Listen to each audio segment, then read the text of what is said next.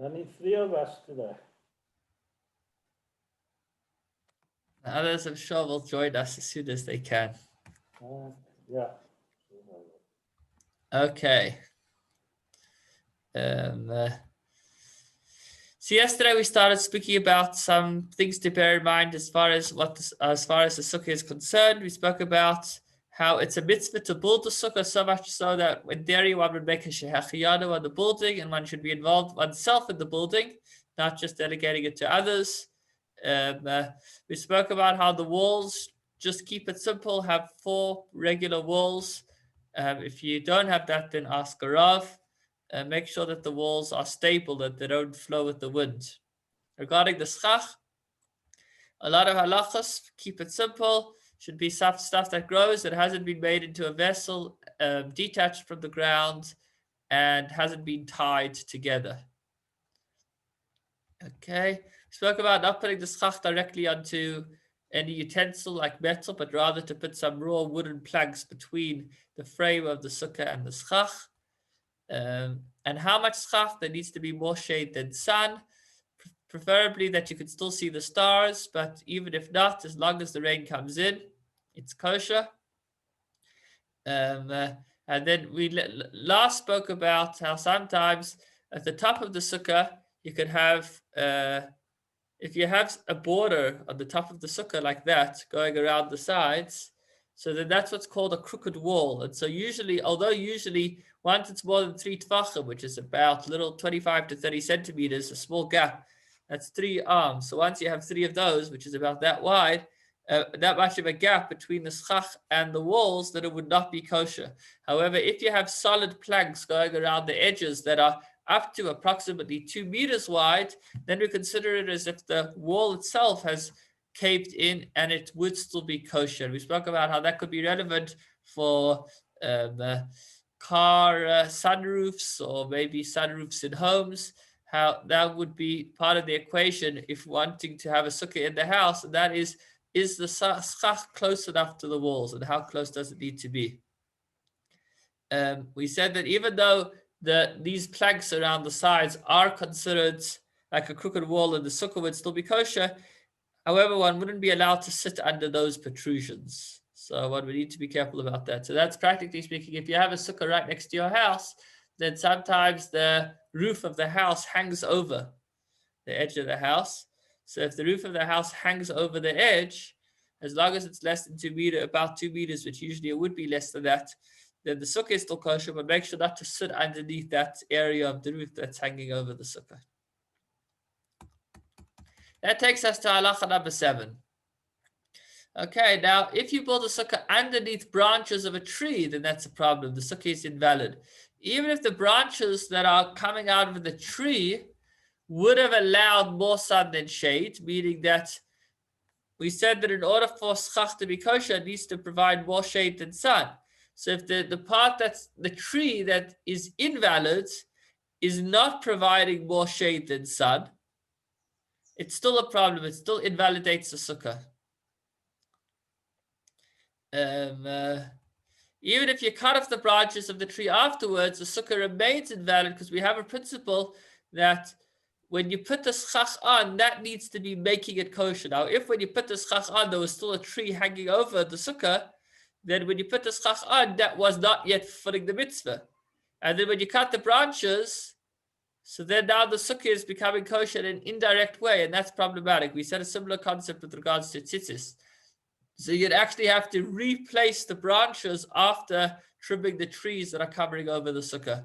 So you'd kind of need to lift it up and allow it to come down again. Same goes for the walls. First you put up the walls and then you put the branches on top. Because if you're going to first put the branches on the frame and then only afterwards add the walls, when you put the schach down, there was no sukkah, so you weren't doing the mitzvah. And when you put the walls up, so the walls aren't what makes the mitzvah, the schach is what makes the mitzvah. So the reverse order is a problem. Therefore you would need to first have your walls in place, and once your walls are in place, then you would add the schach. So that's also something quite practical for those that have frames that they use for their sukkah. I don't know if you'll mention it in the kitzur, so I'll just mention it in case. and that is that the walls need to come right down to the ground with a space not more than 3 tvachim, which again is a little less than 30 centimeters between the ground and the wall. So if you're hanging a material onto a frame, you've got to make sure that the material comes down to within 3 handfists of the floor. Otherwise, that gap would also invalidate the sukkah. Now, as far as roofs are concerned, we spoke earlier about how somebody who can afford should build a roof for his sukkah that closes when it rains so that the schach stays dry.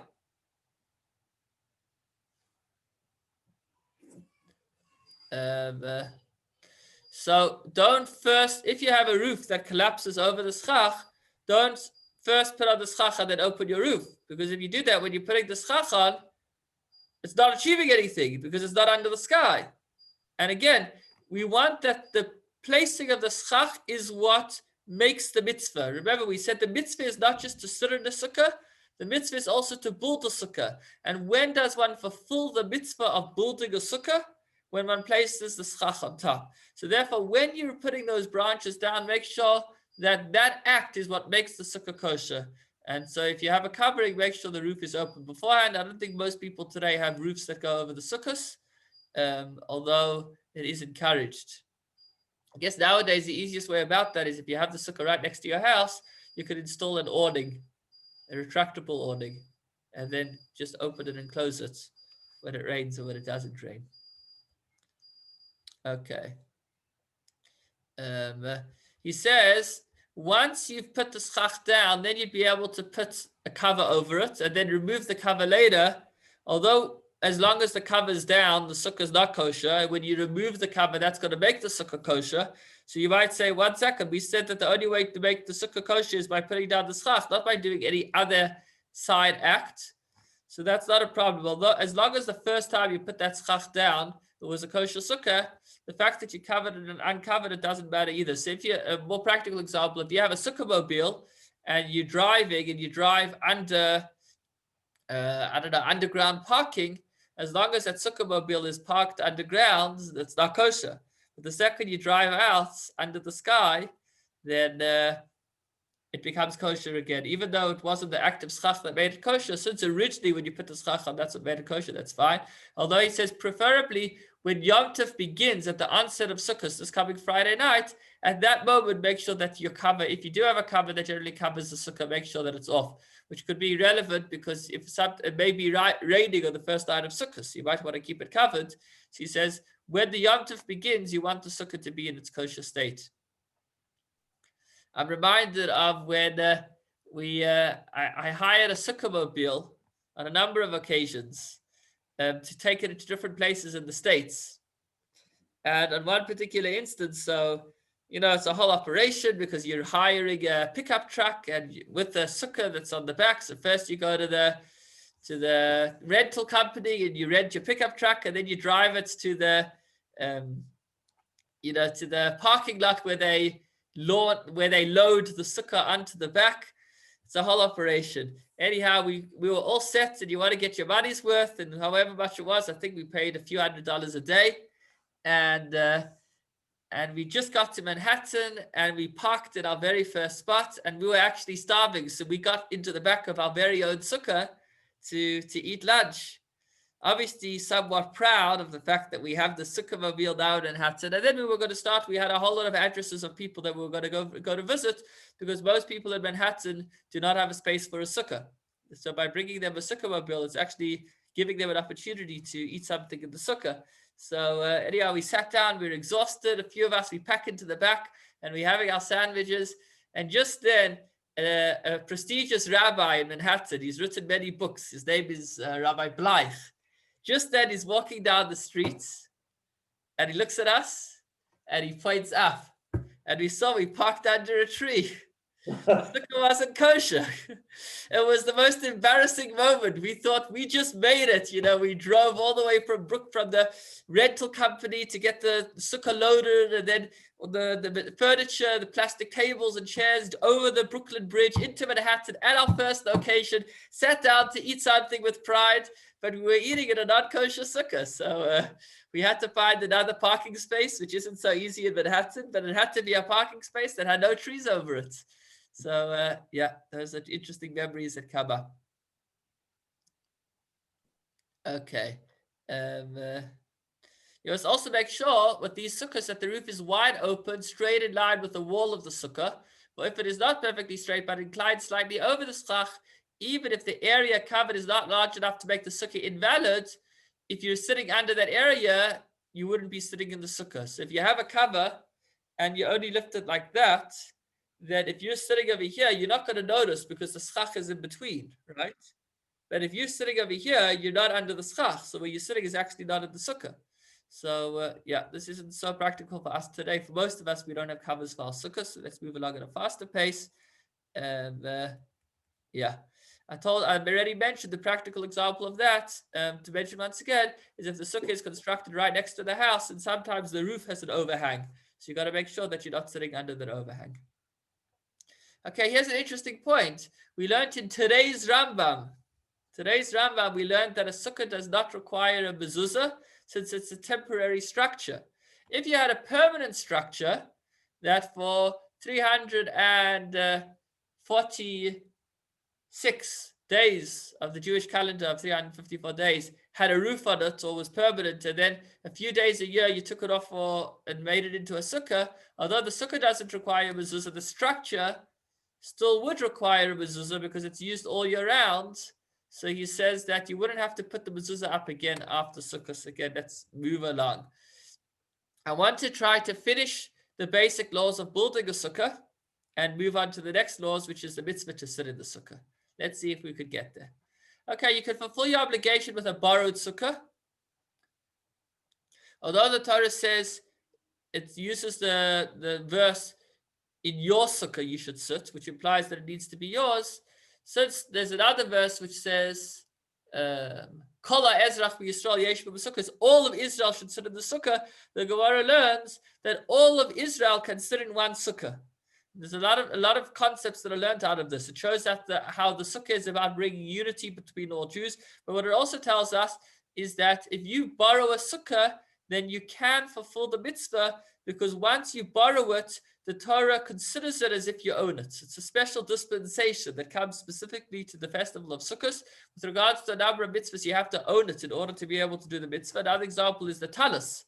Again, it says to put tzitzis on the four corners of your garment, which means that if you take somebody else's talis, you wouldn't actually fulfill the mitzvah unless he gives it to you for the purpose of the mitzvah. Usually when you borrow a talis, he understands you want to do the mitzvah, and he says it's yours for the time being until you give it back. Sukkah has a special dispensation. Even if it's just borrowed, it's considered as if it's yours and you fulfill the mitzvah, but not with a stolen sukkah.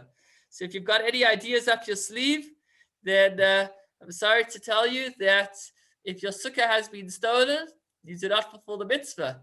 The same would go with a public domain. So this is an interesting one. If you want to put up a sukkah in a park without getting a permit, you won't just have the council on your case.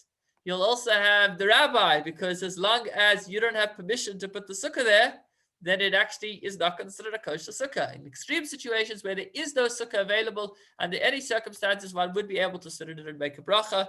And that is because, biblically speaking, it would work. It's the sages that forbade it, and under pressing circumstances, sometimes dispensation leniencies are made. Okay, careful not to cut the schach for your sukkah yourself. You should rather buy it from someone else. But you should get permission. In extreme situations, you can cut it, but you get permission from the owner of the land. This again has to do with that you want to be sure that you're not stealing the schach. I'm not actually sure exactly what that's about. That will require some more research on my part. Okay, you are allowed, although generally on Chol HaMoed, it's like the in-between days between the beginning and end of Sukkot, it's considered like a mini Yom Tov, and so you wouldn't be allowed to do mundane activities. Building a sukkah would obviously be allowed because it's for the purpose of the festival itself. So you would be allowed to build a sukkah on Chol HaMoed. That would be next week, Monday to Friday. Monday, Tuesday, Wednesday, Friday. Okay, the wood of the sukkah, either of the walls or the schach, is forbidden to be used for any purposes until after Sukkot Torah. Meaning, once you have the sukkah becomes somewhat holy, and it cannot be used for any other purposes until after the Yom Tov is over. Even to take a splinter from it to use as a toothpick would be forbidden. So the sukkah is a really, really holy structure. I think people are not aware of how much it is, that you wouldn't even be able to pick a toothpick out of it. Even if a piece of wood fell down, you're forbidden to use it, and it is of no avail if you made a stipulation before Yom Tov to use such wood, meaning that you can't say that maybe I'll have in mind to use it. That doesn't help. Okay, let's skip along a little bit. Kind of speaks about at what point at the end of Sukkot, at what point you could start having benefit from the Sukkah. Number 13, even after Sukkot, when you dismantle the Sukkah, you should not step on the boards. You should not use them in a degrading manner, because they are articles that were used for a mitzvah, like tzitzis. They're not holy, but they are special. And since they're special, they should be treated with respect. It is forbidden to carve out the verse, you must live in Sukkot, etc., or any other verse on a pumpkin or similar fruit as a Sukkah decoration, because it will subsequently be degraded. And besides, it is forbidden to write a verse needlessly. So he's saying that you don't want to cause a section of Torah to be disdained or disrespected. So don't write a verse on something that will end up being thrown out. Unfortunately, you have people that put tattoos of verses onto themselves, which is very problematic, because it means that they can't ever go into the shower, because then that's taking Hashem's name or the verse into the bathroom. They'd actually have to, even in the shower, keep a garment over that tattoo. Yeah. Either way, tattoos are a bad idea. Torah prohibits it. Finally, on Erev Sukkot, which would be this year on Friday, after midday, you should not eat bread, so that you will eat your meal in the sukkah with good appetite. You should give generous amounts of charity on Erev Sukkot as well. So you want to come into the sukkah on the first night with a great appetite. So now that we've learned the basic laws about building the sukkah, we spoke about the walls, we spoke about the schach, we spoke about where to position the sukkah, and lastly, we spoke about treating the sukkah with a tremendous amount of respect. Now let's learn about your sukkah's up, you're ready, and let's now do the actual mitzvah of sitting inside of the sukkah.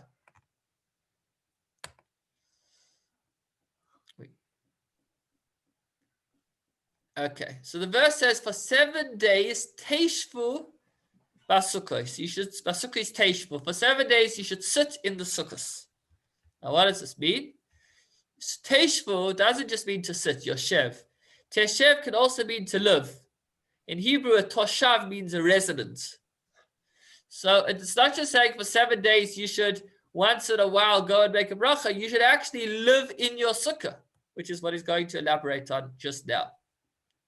You must dwell in your sukkah. So Torah teaches that you should make the sukkah your home for 7 days. Just as you live in your home all year round, so now in sukkahs, the sukkah should be your principal residence. There you should bring your fine china and elegant tablecloths. You should eat, drink, learn, spend your leisure, and sleep in the sukkah. Even conversation with friends should be held in the sukkah. And if you pray alone, you should pray in the sukkah. It is written, this is so that future generations will know that I caused the Israelites to live in sukkahs when I took them out of Egypt. So now we've just spoken about the mitzvah of doing everything in the sukkah, but why do we sit in the sukkah? The Torah actually says most mitzvahs, if we don't know why we're doing it, that's fine. It's the action that counts. But when it comes to a sukkah, an integral part of the mitzvah is knowing why we're sitting in a sukkah. Well, why are we sitting in a sukkah? To remember that when God took the Jews out of Egypt, he made sukkahs out of the clouds of glory. There were these cloudy sukkahs made out of clouds, and in order to remember the miraculous protection that Hashem had for the Jewish people, we make sukkahs. And when sitting in the sukkah, one should bear that in mind. Regarding the sukkahs of which the verse says that I caused the Israelites to live in a sukkah, there's actually two different opinions. Interesting, he mentions that. It's not mentioned in the Shulchan Aruch.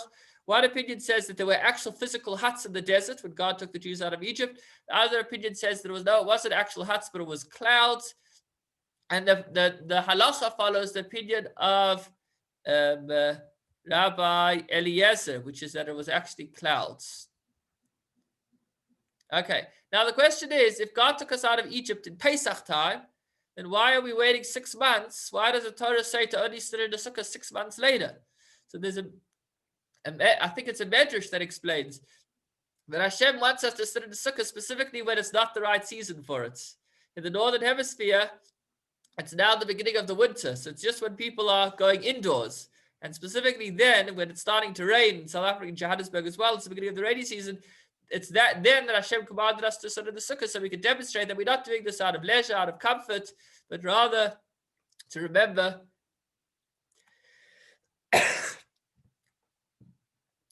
the miracle that Hashem performed for us. Thanks for joining. Wishing you all a wonderful evening. Please God, back here tomorrow, same time, same place.